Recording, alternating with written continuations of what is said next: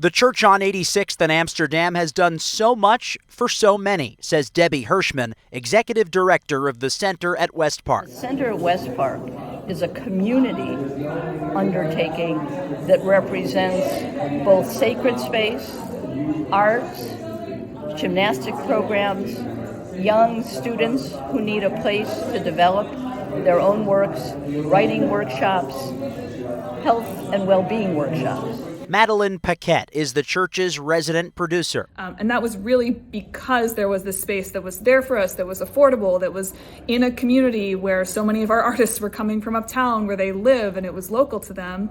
And that wouldn't have been possible for us. And I don't know where we would be today or the work we would have been able to create without West-Park being there for us. This has been a battle between a church that says it has no money and is at the end of its rope, and people like Madelyn who use it for arts programs.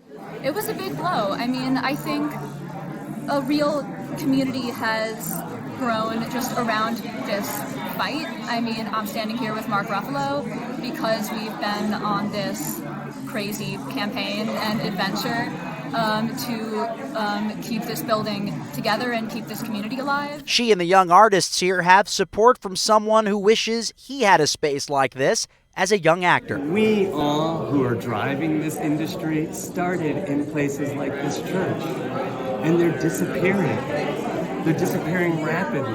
I was a poor working class kid who found his way to the city. I had nothing. I came from nothing.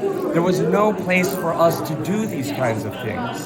So if it wasn't in the basement of a church or on a church stage, there was nowhere to work out your craft. There was nowhere to take classes. Mark Ruffalo, who lives a block away, says they've been trying to work with the church to keep it around. I offered them $30,000 a month, which is everything they need. Now, I'm not saying the center needs to be there.